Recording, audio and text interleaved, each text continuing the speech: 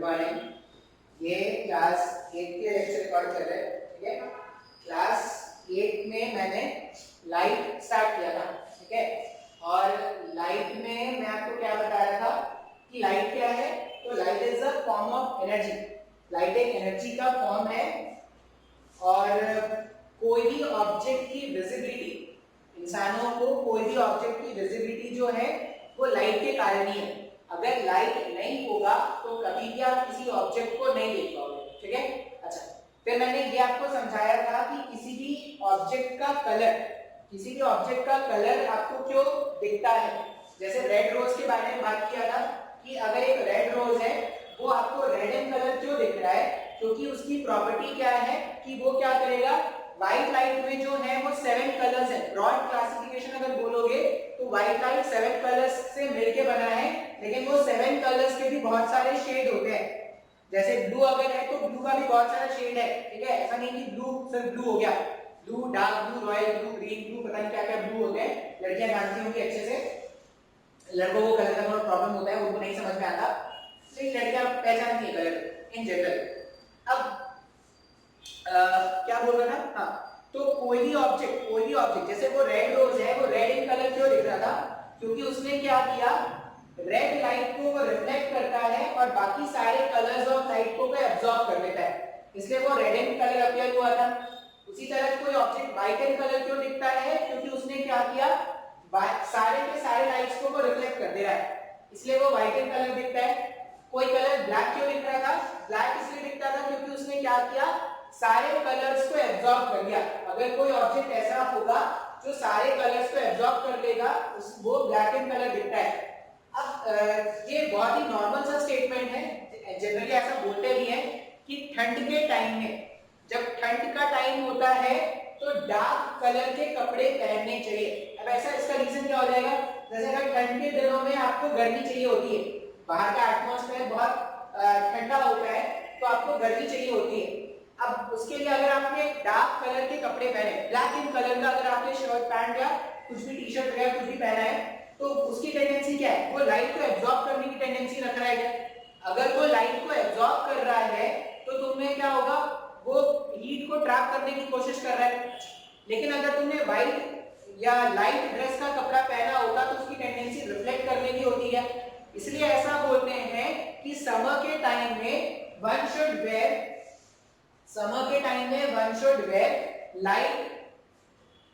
Light colour clothes and during winter one should wear dark colour clothes. ये ऐसा बोलते हैं, लेकिन ऐसा जरूरी नहीं है। जो कपड़े हैं ना वही पहनना भाई, ऐसा नहीं है सर मेरे सर ने तो बोला है कि विंटर के टाइम में डार्क कलर के कपड़े ही पहनने हैं, जो है वही पहनना, नहीं है तो मत पहनना। लेकिन नहीं, कुछ तो पहन लेना, कुछ अगर नहीं तो पत्ते लपेट लेना, लेकिन कुछ ना कुछ तो जरूर पहनना इज वेरी नेसेसरी। अब उसके आगे देखना स्टार्ट करते हैं। फिर हमने क्या किया था, लाइट में रिफ्लेक्शन स्टार्ट किया था। अब रिफ्लेक्शन का मतलब क्या होता है, रिफ्लेक्शन बेसिक जैसा क्रिकेट के बॉल को जमीन बॉल पर फेंकते थे, जब क्रिकेट के बॉल को बॉल पर जब फेंकते हैं तो वो टकरा कर वापस आता है, वो जो टकरा के वापस आना होता है उसी को हम क्या बोलते हैं, रिफ्लेक्शन। तो लाइट के साथ भी वैसा ही है, जब भी लाइट को एक पॉलिश्ड सरफेस मिलता है, जैसे यहाँ से ये बल्ब है, यहाँ पे एक बल्ब से लाइट गिर रही है, बल्ब से लाइट व्हाइट बोर्ड पे गिरी होगी, व्हाइट बोर्ड से लाइट क्या हो रही है, रिफ्लेक्ट हो रही है। अब व्हाइट बोर्ड से लाइट रिफ्लेक्ट हो रही है, तो ये जो रिफ्लेक्ट होने की प्रॉपर्टी है लाइट की, इसी को हम क्या बोलेंगे, रिफ्लेक्शन। अब रिफ्लेक्शन में मैंने आपको क्या कहते हैं, डायग्राम बताया था, ये डायग्राम बताया था, डायग्राम थोड़ा इंपॉर्टेंट है।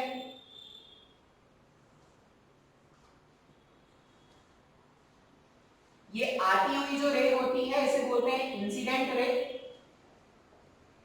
जो आती है उसे बोलते हैं इंसिडेंट रे, और जो जाती है टकरा के उसको बोलते हैं रिफ्लेक्टेड रे। आने वाली रे को हमने बोला इंसिडेंट और जाने वाले रे को हमने क्या बोला, रिफ्लेक्टेड, ठीक है। रिफ्लेक्टेड लिखना है। फिर यहाँ पर एक और टर्म होता है नॉर्मल देखो मैंने डॉटेड लाइन से लिखा है, ये नॉर्मल क्या है, जिस पॉइंट पर लाइट हिट करता वहां पर मैंने एक परपेंडिकुलर ड्रॉप कर दिया, तो ये जो परपेंडिकुलर है ना, ये परपेंडिकुलर को ही अपन क्या बोलते हैं, नॉर्मल। मतलब मैथ्स में परपेंडिकुलर के प्लेस में नॉर्मल वर्ड भी यूज होता है, ये आगे जाके जब आप मैथ्स में टेंजेंट नॉर्मल ये सब पढ़ोगे तो आपको पता चलेगा। अभी जिस भी सरफेस के जिस पॉइंट पर लाइन हिट किया ना वहां पर एक परपेंडिकुलर ड्रॉप कर देते हैं, उसी को हम क्या बोलते हैं, नॉर्मल। अब इसमें क्या बताया था, इंसिडेंट रे और नॉर्मल के बीच में जो एंगल बनता है उसको बोलते हैं एंगल ऑफ इंसिडेंस। नॉर्मल और रिफ्लेक्टेड रे के बीच में जो एंगल बनता है उसको बोलते हैं एंगल ऑफ रिफ्लेक्शन। ऐसा ही कुछ बोला था क्या हमने। अब ये एंगल ऑफ इंसिडेंस, यहाँ पर एंगल ऑफ रिफ्लेक्शन, ऐसा कुछ हो गया।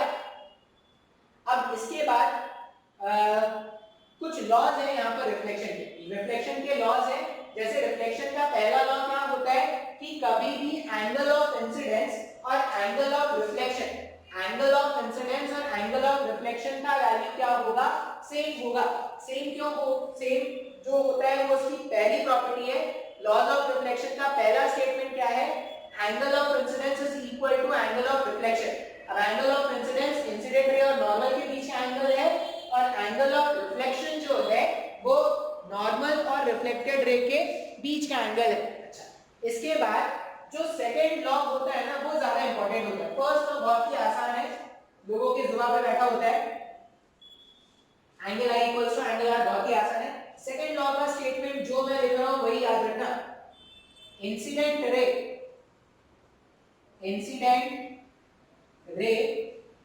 कॉमा नॉर्मल रे नहीं है, ये याद रखना है। इंसिडेंट रे comma normal reflected ray, incident ray normal and reflected रे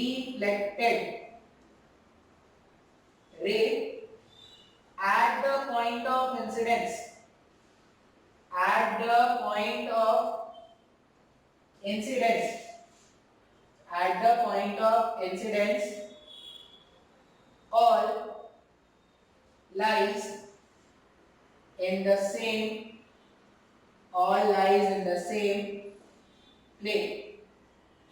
ठीक है, incident ray normal and reflected रे at the point of incidence all lies in the same plane, all lies in the same plane। plane का मतलब क्या होता है, plane का मतलब सब जो उड़ता है हवा में, plane हवाई जहाज जिसको मोदी जी ने भेज दिया, नहीं। plane का मतलब ये व्हाइट बोर्ड, ये व्हाइट बोर्ड क्या है, व्हाइट बोर्ड एक प्लेन है, ये व्हाइट बोर्ड क्या है, व्हाइट बोर्ड एक प्लेन है। अब इसका मतलब ये है कि इंसिडेंट रे, रिफ्लेक्टेड रे और नॉर्मल, पॉइंट ऑफ इंसिडेंस का मतलब होता है जहां पर तीनों रेज मिलने वाली थी, जहां पर तीनों रेज मिलने वाली थी उसे हम बोलते हैं पॉइंट ऑफ इंसिडेंस। ये जो मैंने डॉट दिखाया है वो पॉइंट ऑफ इंसिडेंस है। Incident ray, normal and reflected ray at the point of incidence all lies in the same plane. मतलब तीनों को आप एक व्हाइट बोर्ड में बना सकते हो, तीनों को आप एक पेज में बना सकते हो। ये 3 डायमेंशनल डायग्राम नहीं होने चाहिए, ऐसा नहीं होना चाहिए कि इंसिडेंट रे यहाँ है, नॉर्मल यहाँ है, रिफ्लेक्टेड रे निकल के बाहर आ रहा है, ऐसा सोचना गलत होता है।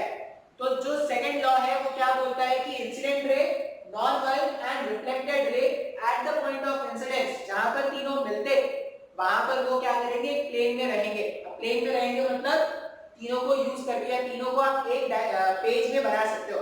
बात समझ में आ रहा है। तो लॉ नंबर 1 और लॉ नंबर 2 आपको क्या करना है, याद रखना है। अब यहाँ पर ना पहला लॉ को यूज करके कुछ न्यूमेरिकल्स बनाए जा सकते हैं, बेसिक ज्योमेट्री यूज करके कुछ न्यूमेरिकल्स होते हैं। मैं एक दो न्यूमेरिकल आपको बता देता हूँ।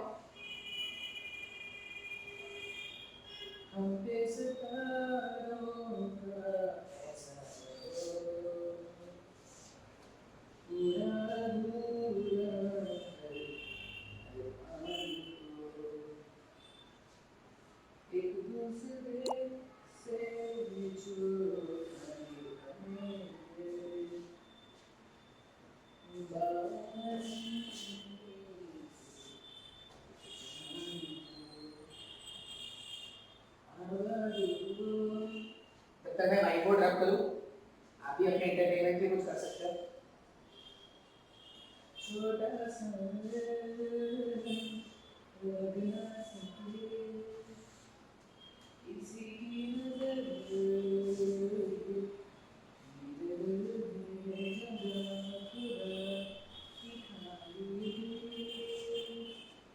क्वेश्चन देखते हैं। क्वेश्चन बहुत ही आसान है। मिरर, प्लेन मिरर, ठीक है। प्लेन मिरर में डिटेल से समझाऊंगा, ठीक है। बस अभी रिफ्लेक्शन को यूज करते हुए कुछ क्वेश्चंस हैं। क्या है ना, एक ऐसा सरफेस था, मैंने इसको ऐसे ऐसे पॉलिश कर दिया। ये साइन का मतलब क्या है कि मैंने पॉलिश कर दिया, अब लाइट भाग नहीं सकती, अब लाइट टकरा के वापस ही जा सकती है, भाग तो नहीं सकती है। और ये जो एंगल है ना, ये जो एंगल है वो 60 डिग्री बताया गया है। दो पॉलिश सरफेस है, मान लो ये मिरर 1 है और ये मिरर 2 है। अब इसमें लाइट कैसा है, ऐसे एकदम सीधा सीधा लाइट ऐसे ऐसे आ रहा था। आपसे बोला गया कि कंप्लीट द रे डायग्राम, रे डायग्राम कंप्लीट करने को बोला गया। ठीक है सर, रे डायग्राम कंप्लीट करना है, कोशिश करते हैं। अब रे डायग्राम कंप्लीट करने के लिए अपने को क्या करना पड़ेगा, सबसे पहले लाइट यहाँ पे गिर रहा है, जहां पर भी लाइट गिरा ना, सबसे पहला काम क्या करना, नॉर्मल बना देना। जहां पर भी लाइट गिरे सबसे पहला काम करना, वहां पर बना देना नॉर्मल। तो यहां पर अगर आप नॉर्मल बनाते हो, इस पे परपेंडिकुलर ड्रॉ करना है क्या? मैंने क्या कर दिया, ये जो मिरर था M2 जो मिरर है, मैंने उस पे एक परपेंडिकुलर ड्रॉ कर दिया ये, और ये जो परपेंडिकुलर है मान लो इसको मैं लिख दे रहा हूं N2। ये जो नॉर्मल है, ये मिरर M2 पे क्या है, परपेंडिकुलर है। बिल्कुल सर जी। अभी अपने को एंगल ऑफ इंसिडेंस ढूंढना है। क्यों एंगल ऑफ इंसिडेंस ढूंढना है?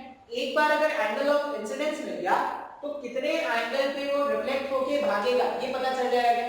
अब कैसे पता चलेगा सर जी? तो उसके लिए क्या करते हैं, ये एंगल था 60 डिग्री, ये जो रे आया था ना वो इसके साथ पैरेलल पैरेलल आया था, ये और ये पैरेलल है अगर, तो ये ट्रांसवर्सल के जैसा बिहेव करेगा। ये शायद मुझे लगता है कि आप लोग जानते हो alternate angles, exterior angles, interior angles, ये सब शायद आपको समझ में आता होगा। तो अगर ये 60 डिग्री है तो ये एंगल भी 60 डिग्री होगा क्या? करस्पॉन्डिंग पेयर्स, अगर ये एंगल 60 डिग्री है तो ये जो एंगल होगा ये भी 60 डिग्री होगा ना, करस्पॉन्डिंग पेयर्स बोल सकते हैं इनको। आई होप ये सब तुमको समझ में आता होगा, ज्योमेट्री तुमने थोड़ी बहुत पढ़ी होगी। अब ध्यान से देखो, ये पूरा एंगल 90 डिग्री का, मैं नाम वाम नहीं लिखने वाला, मैं टाइम वेस्ट नहीं करूंगा, नाम वाम लिख के कि सर एबीसीडी नाम लिख दो, पीक्यूआरएस नाम लिख दो। ये 60 था तो ये 60, आपको ध्यान से देखना पड़ेगा यहाँ पर कैसे 60 बोल रहे हैं, ये और ये पैरेलल है अगर, तो ये एंगल और ये एंगल करस्पॉन्डिंग पेयर्स बना रहे हैं। अगर करस्पॉन्डिंग पेयर्स बनाएंगे तो this angle will be equal to this angle, 60 बोल दिया। ये पूरा अगर 90 है, जिसको मैंने रेड से मेंशन किया है, ये पूरा अगर 90 है और उसमें से यहां पर ये 60 मैंने खर्च कर दिया, तो जो बचा हुआ एंगल होगा वो 30 डिग्री का होगा क्या? पूरा था 90, उसमें से मैंने ग्रीन वाले से 60 खर्च कर दिया, तो जो बचा हुआ एंगल है वो 30 डिग्री का है। इसका मतलब देखो, ये नॉर्मल और ये इंसिडेंट रे, ये इंसिडेंट रे और नॉर्मल, इंसिडेंट रे और नॉर्मल के बीच में जो एंगल होता है उसी को तो एंगल ऑफ इंसिडेंस बोलते हैं। अब अगर एंगल ऑफ इंसिडेंस हमारे पास 30 डिग्री का है तो टकराने के बाद जो लाइट है जितने एंगल पर आया था उतने ही एंगल पर वापस चला जाएगा क्या? लाइट जो है जितने एंगल पर आया था उतने ही एंगल पर वापस चला जाएगा। अब अगर ये उतने ही एंगल पर वापस जाएगा तो जब ये 30 पर आया था, 30 पर आया था तो 30 पर वापस चला जाएगा। अब देखो ये 60, ये 30, ये 30, मतलब ये क्या होना चाहिए, ये भी 60 होना चाहिए, होना चाहिए ना, 60 30 30, तो ये 60 होगा। अच्छा, अब ये 60 ये 60, तो ये हमें ढूंढ सकते हैं क्या यहाँ पर, ये भी 60 ये भी 60, मतलब ये क्या होगा, इक्विलैटरल ट्रायंगल बन रहा है तो ये भी 60 होना चाहिए। अब सर मैंने क्या कर दिया, यहाँ पे एंगल बना दिया। अब मुझे क्या करना है, मान लो ये मेरे पास N2 था, अब लाइट यहाँ पर गिर रहा है क्या, इस वाले मिरर पे गिरेगा। अब इस वाले मिरर पे गिरेगा, फिर से मुझे क्या करना पड़ेगा, नॉर्मल ड्रॉ करना पड़ेगा। अब अगर मैं नॉर्मल ड्रॉ करूं तो इस पे परपेंडिकुलर ड्रॉ कर देंगे ऐसे,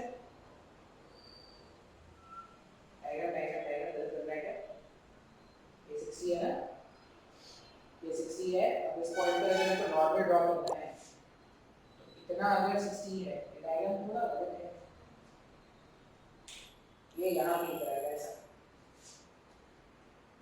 60 के जैसा दिखना चाहिए वो, ऐसा कुछ होगा। ये 30 यहाँ पे आके लिख दिया, ठीक है। अब यहाँ पे क्या करेंगे, ये एंगल हमारे पास है 60 डिग्री का। अगर मैं नॉर्मल ड्रॉ करूं, थोड़ा एडजस्ट करना पड़ेगा नॉर्मल के साथ, तो डायग्राम थोड़ा अच्छा नहीं बना है, थोड़ा अच्छा डायग्राम बनता तो शायद आपको समझ में आता ज्यादा, ऐसा कुछ। और इसमें जो नॉर्मल है थोड़ा टेढ़ा बना देगा, इस तरह से मैंने क्या किया, नॉर्मल बना दिया। बात समझ में आ रहा है क्या? यहाँ पर इंसिडेंट रे आया, इस पे हिट किया, 30 के एंगल पर ये क्या चला गया, इस डायरेक्शन में चला गया, ये 30 डिग्री था, ये 30, तो ये 60, ये 60, तो ये भी क्या हो जाएगा, ये 60 हो जाएगा। अब सेकंड टाइम ये लाइट अगर यहाँ पे हिट करेगा, तो जहां पर भी हिट करेगा वहां पे नॉर्मल ड्रॉ करेंगे।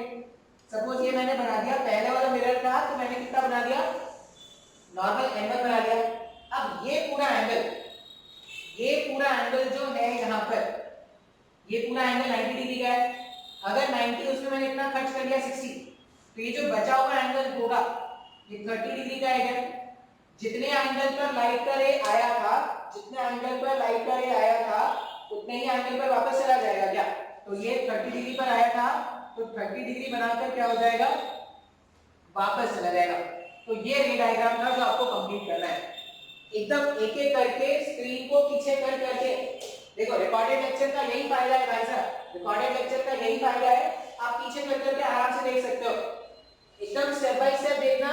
पहला रिफ्लेक्शन मैंने यहाँ पे कराया इस वाले मिरर में। अब रिफ्लेक्शन का पैटर्न जानने के लिए कि रिफ्लेक्ट होने के बाद लाइट किधर भागेगा, उसके लिए आपको क्या करना पड़ेगा, उसके लिए आपको नॉर्मल प्लॉट करना पड़ेगा। एक बार आपने नॉर्मल प्लॉट कर लिया, तो नॉर्मल के बाद आप क्या कर सकते हो, एंगल ऑफ इंसिडेंस ढूंढ सकते हो। एंगल ऑफ इंसिडेंस मिल जाए अगर, तो वहां से एंगल ऑफ रिफ्लेक्शन ढूंढा जा सकता है। एक बार एंगल ऑफ रिफ्लेक्शन मिल जाए, तो जैसा भी डायग्राम होगा उसको कंप्लीट किया जा सकता है। आई होप ये समझ में आया होगा। एक और क्वेश्चन करके देख लेते हैं, शायद उसमें समझ में आ जाए। इसको अच्छे से स्क्रीन पॉज कर करके आराम से देखना।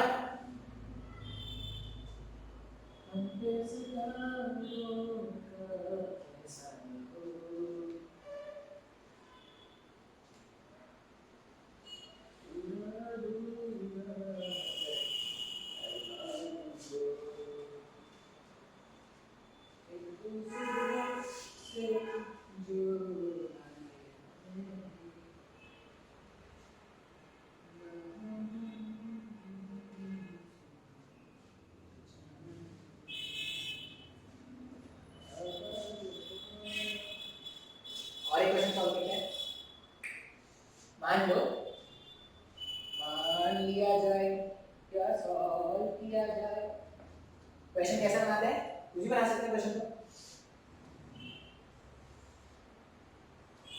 3 मिनट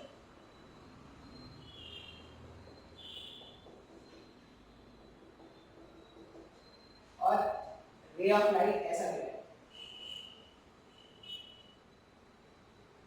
ये एंगल बोला गया है 30 डिग्री का, ठीक है।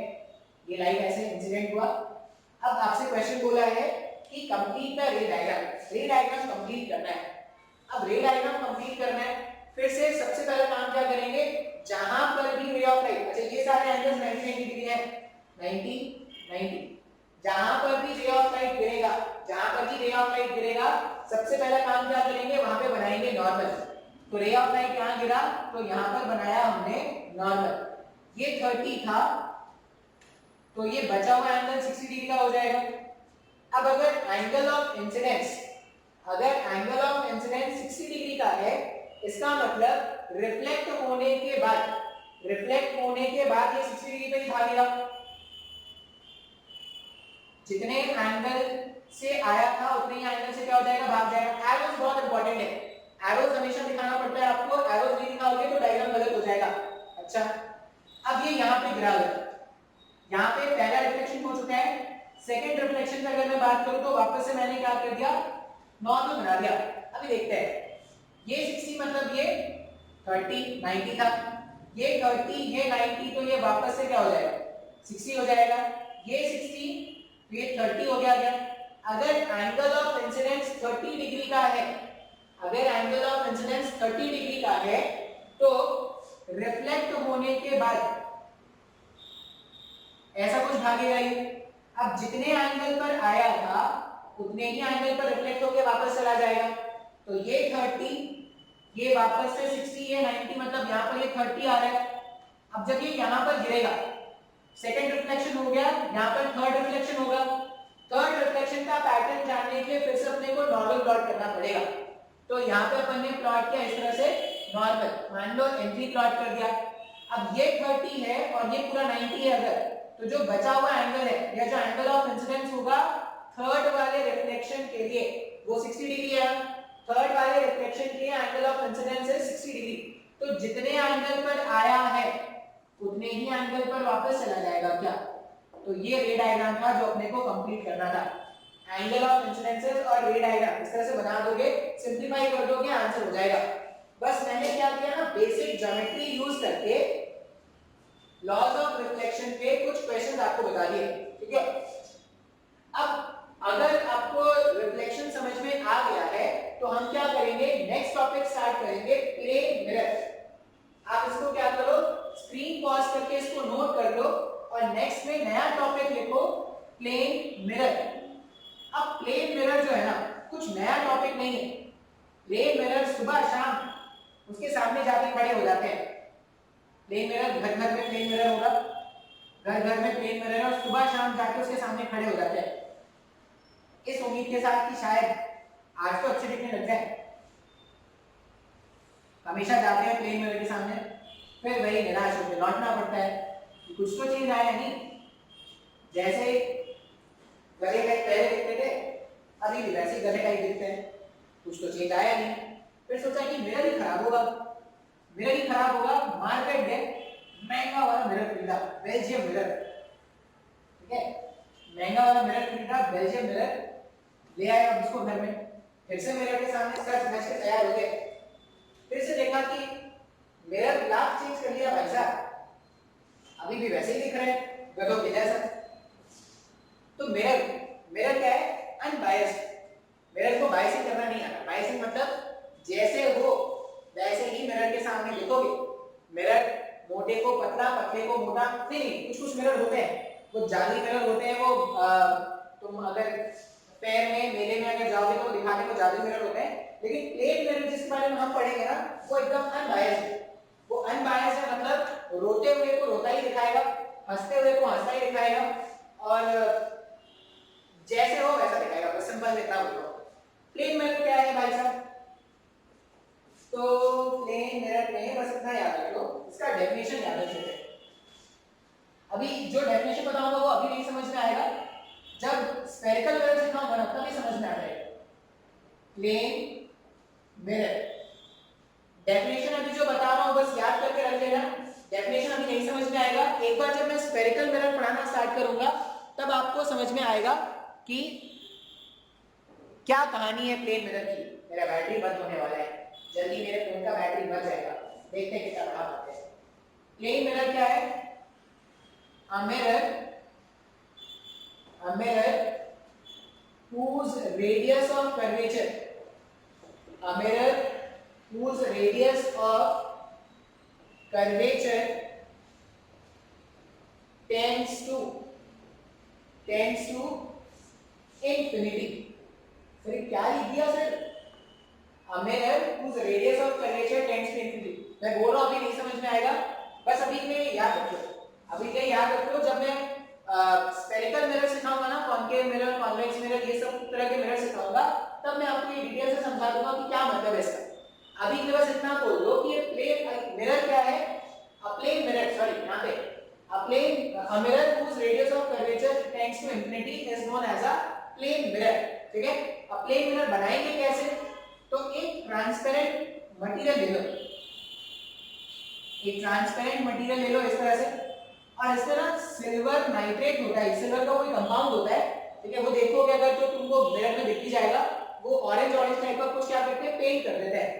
तो यहाँ पर वो जो पेंट किया ना, एक्चुअल में वो क्या कर रहे हैं, जो ट्रांसपेरेंट था उसको ओपेक बना रहे हैं। ट्रांसपेरेंट था उसको हमने क्या कर दिया, ओपेक बना दिया। अब इस तरह का जो डायग्राम होता है ना, इसी को हम क्या बोलते हैं, प्लेन मिरर।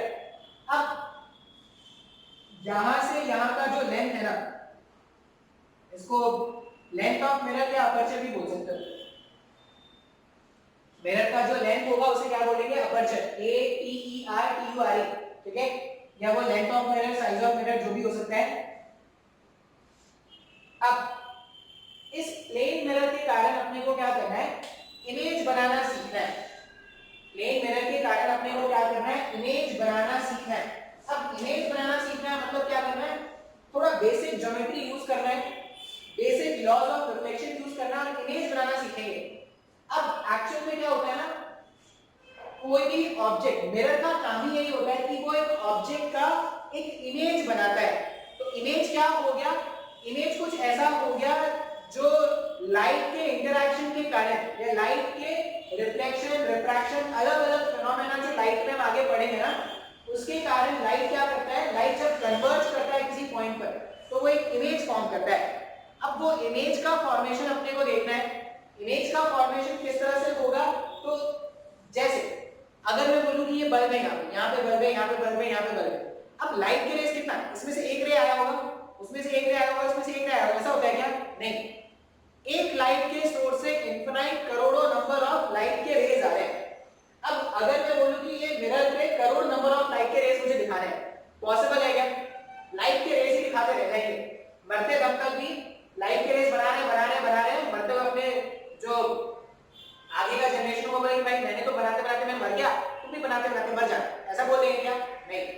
तो हम क्या करेंगे, लाइट के रेज इनफिनाइट, कभी भी जब इमेज बनाओगे ना मिरर के कारण, तो इनफिनाइट नंबर ऑफ रेज होंगे जिनके कारण इमेज बनता है। अब हम इनफिनाइट नंबर ऑफ रेज लेंगे क्या? नहीं, हम क्या करेंगे, सिर्फ 2 रेज लेंगे मिनिमम। मिनिमम कितने रेज की रिक्वायरमेंट है? 2। मैक्सिमम तो कुछ भी रख सकते हो, 2, 3, 4, 10, 1000, करोड़, लाख, कुछ भी रख सकते हो, लेकिन कम से कम कितने रेज चाहिए? 2। तो हम क्या करेंगे, डायग्राम को नीट एंड क्लीन बनाने के लिए, ये जो डायग्राम है इसको नीट एंड क्लीन बनाने के लिए सिर्फ 2 रेज का हेल्प लेंगे। मतलब आगे जाके जो भी इमेज फॉर्मेशन सीखेंगे उसमें अपने को क्या करना पड़ेगा, 2 रेज लेंगे, 2 रेज का रिफ्लेक्शन का पैटर्न चेक करेंगे और फिर चेक करेंगे कि रेज कहां पर मीट करते हैं, उस हिसाब से क्या करेंगे, इमेज का फॉर्मेशन कर देंगे। तो आज ही बताना सही नहीं होगा, फोन की बैटरी भी डेड होने वाली है। प्लेन मिरर लिख लो, ये डायग्राम बना लो, नेक्स्ट क्लास में देखते हैं image formation due to plane mirror. आज के इतना ही, ठीक है।